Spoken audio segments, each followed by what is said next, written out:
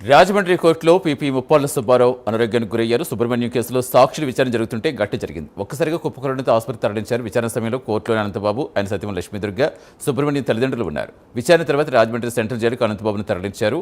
పూర్తి సమాచారం ఇచ్చేందుకు ఫీల్డ్లో మా కరెస్పాండెంట్ శ్రీరామూర్తి జాయిన్ అవుతున్నారు. శ్రీరామూర్తి, ప్రస్తుతం ముప్పాళ్ల సుబ్బారావు హెల్త్ కండిషన్ ఏంటి, ఎలా ఉంది, అనంతబాబు విచారణ ఎలా సాగుతోంది? సతీష్, ఏదైతే ఈ రోజు నుంచి డ్రైవర్ వీధి సుబ్రహ్మణ్యం హత్య కేసులో ఈ నెల 26వ తేదీ వరకు ఒక షెడ్యూల్ విచారణ మొదలైంది. దీంతో రాజమండ్రి సెంట్రల్ జైల్లో ఉన్న అనంతబాబుని రాజమండ్రి ఇక్కడ ప్రత్యేక కోర్టుకి తీసుకొచ్చారు. ఉదయం నుంచి కూడా విచారణ జరుగుతుంటే ఇవాళ తొలి రోజు ఏదైతే వీధి సుబ్రహ్మణ్యం తల్లిదండ్రులు నూకరత్నం సత్యనారాయణ విచారణకు హాజరయ్యారు. అలాగే ఈ కేసులో A1 A2గా ఉన్న ఎమ్మెల్సీ అనంతబాబు అలాగే లక్ష్మీదుర్గ కూడా హాజరయ్యారు. అయితే విచారణ ఉదయం నుంచి కూడా కొనసాగుతుంది. నూకరత్నంకి సంబంధించిన వాంగ్మూలాన్ని ఇక్కడ విచారణలో స్వీకరించినట్టుగా తెలుస్తుంది. ఇక్కడ ఇంకా విచారణ ఈరోజు వాయిదా పడింది. దీంతో కొద్దిసేపటి క్రితమే ఏదైతే ఎమ్మెల్సీ అనంతబాబును తిరిగి రాజమండ్రి సెంట్రల్ జైలుకి తరలించారు. అయితే విచారణ ఈరోజు పూర్తి కావస్తున్న సందర్భంలో అప్పటి వరకు ఉదయం నుంచి కోర్టు లోపల ఉన్న ముప్పాళ్ల సుబ్బారావు ప్రత్యేక public prosecutor Muppalla Subbarao hall నుంచి బయటకు వచ్చారు.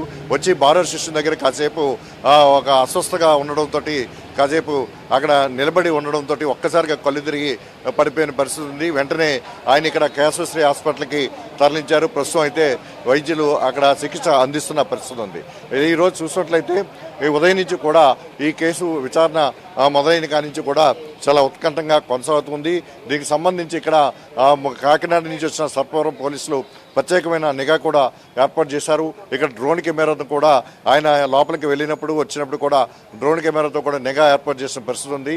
ఆయన కట్టుదిట్టమైన బందోబస్తు తోటి మళ్ళీ రాజమండ్రి సెంట్రల్ జైలుకి తరలించారు. అలాగే ఈ నెల 26వ తేదీ వరకు కూడా ప్రత్యేకించి ఈ సాక్షులు అన్ని ఇక్కడ విచారణ చేసే షెడ్యూల్ ఇచ్చారు.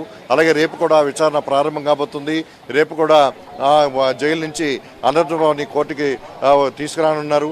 ఈ నేపథ్యంలో చూసినట్లయితే మొత్తంగా ఈ నెల 26వ తేదీ వరకు ఈ కేసు విచారణ కొనసాగుతుంది. ఆ తర్వాత 26 తర్వాత మళ్ళీ ఇంకొక షెడ్యూల్ కూడా ఇచ్చే అవకాశం ఉంది. అయితే ఏదైతే సాక్షుల్ని బెదిరించిన కేసుకి సంబంధించి ప్రస్తుతం అనంతబాబు జైల్లో ఉన్నారు, ఈ రిమాండ్లో ఉన్నారు. దీనికి సంబంధించి బెయిల్ పిటిషన్ వేశారు. ఆ బెయిల్ పిటిషన్ సంబంధించిన ఈరోజు తీర్పు వెలువడుతుందని చెప్పేసి భావించారు. అయితే ఈ తీర్పు కూడా మళ్ళీ రేపటికి వాయిదా పడింది. మళ్ళీ ఎట్లాంటి నిర్ణయం తీసుకుంటారో చూడాలి. అయితే సుప్రీంకోర్టు జారీ చేసిన ఈ హత్య కేసులో సుప్రీంకోర్టు జారీ చేసిన ఏదైతే బెయిల్ ఉందో బెయిల్ నిబంధనలకి ఉల్లంఘించారన్న నేపథ్యంలో తాజాగా ఇక్కడ ప్రత్యేక కోర్టు బెయిల్ని రద్దు చేసింది. దీంతో ఏదైతే ముందస్తుగా ఆ బెయిల్ ఉందో అదంతా కూడా రద్దయిన పరిస్థితి ఉంది. ఈ నేపథ్యంలో ప్రస్తుతం విచారణ అయితే చాలా వేగవంతమైందని చెప్పొచ్చు.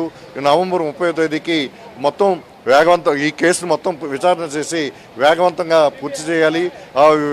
అంటే సాక్షులను విచారించడంతో పాటు కేసు విచారణ పూర్తయిన తర్వాత తీర్పు కూడా వెలువరించాలి 30వ తారీఖుతోటని చెప్పడంతో హైకోర్టు పర్యవేక్షణలో ఇప్పుడు కేసు విచారణ ఇక్కడ